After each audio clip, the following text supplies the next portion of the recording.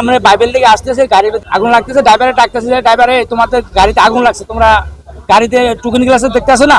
পরে কয়েন আমরা তো দেখতে পাই না। পরে ওখান থেকে গাড়ি অটো টান দিয়ে নিয়ে আসে, ওদের থামাইয়া পরে তোমাদের গাড়িতে আগুন লাগছে। পরে ওরা না, ওরা ফুসকি করে দেয়, পরে থাপ্পড় মারবো না আমাকে, নামে গাড়ি থাক, এত বড় ইয়া নষ্ট হয়ে যাবো। পরে নামে দেয় আগুন লাগছে, খুলে দেয়। পরে আমরা এখানে পানি টানি দিয়ে ইটি নিবাইছে। পরে 399 ফোন দিলাম, ফায়ার সার্ভিসের গাড়ি আসতেছে।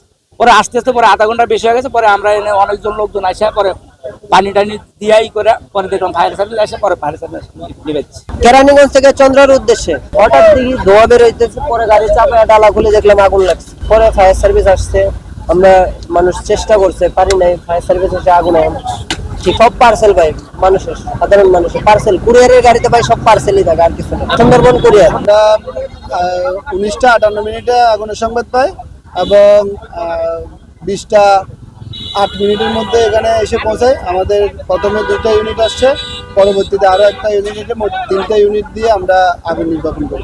আসলে এখানে বিভিন্ন ধরনের মালামাল আছে। ক্ষয়ক্ষতির বিষয়টা যারা আছে এখানকার সুন্দরবন কুরিয়ার সার্ভিসের, তাদের মাধ্যমে আমরা হয়তো পরবর্তীতে নিশ্চিত হবো। এখানে এই ব্যাপারে আসলে নির্ধারিত কোনো টাকার মূল্যে ক্ষয়ক্ষতির পরিমাণটা এখন বলা যাচ্ছে না। ভিতরে মালামালের ভিতর থেকে মূলত আগুনটা লাগছে এবং আমরা যখন আগুন নিভাচ্ছি, আগুনের মূল যে উৎসটা সেটা একেবারে মাঝামাঝি অবস্থা ছিল ভিতরে। এখন কি মালামাল ছিল, ওইখান থেকে কীভাবে আগুনটা লাগছে, ওনাদের সাথে পরবর্তীতে কথা বলে আমরা হয়তো কিছুটা ধারণা নিতে পারবো।